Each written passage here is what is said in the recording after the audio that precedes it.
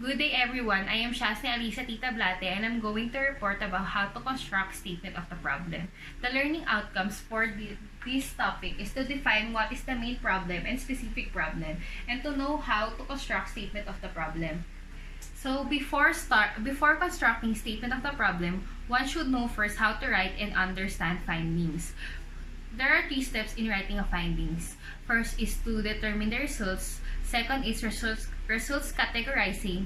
And third is the combining the 2 steps, and this will result to two different findings, which are the qualitative findings and the quantitative findings.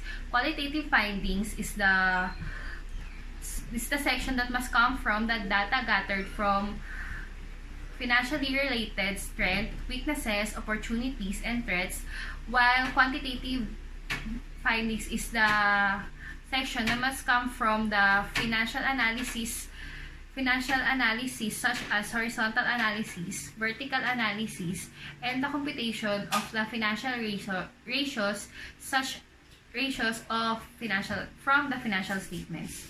A statement of a problem is usually or frequently 1 or 2 sentences that will elucidate the problem of a chosen entity that will be addressed by an analyst. Generally, a statement of a problem will outline the negative points of the current situation and explain why these problems matter.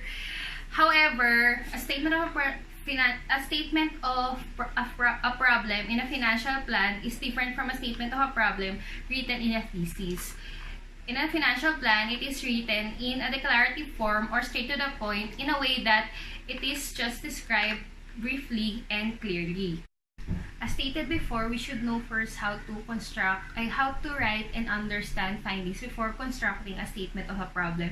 The reason is the proponents will only able to analyze the problems once the findings is established. The findings can be favorable or unfavorable.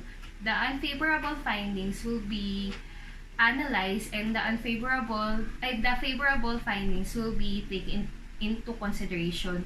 Note that not all problems are important. Some of these are just symptoms to the real problem.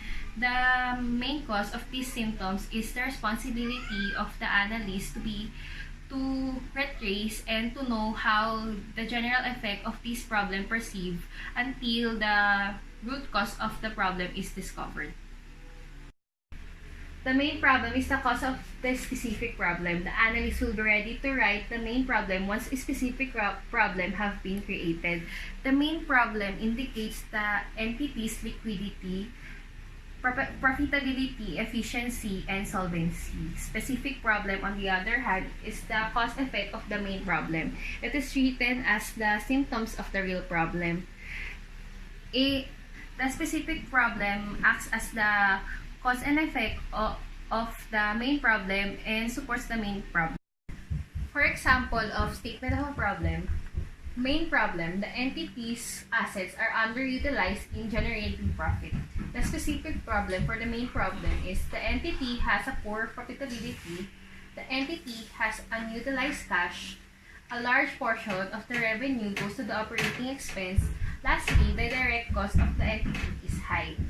To summarize my report, a statement of a problem is written in a financial plan is different from a statement of a problem written in a thesis.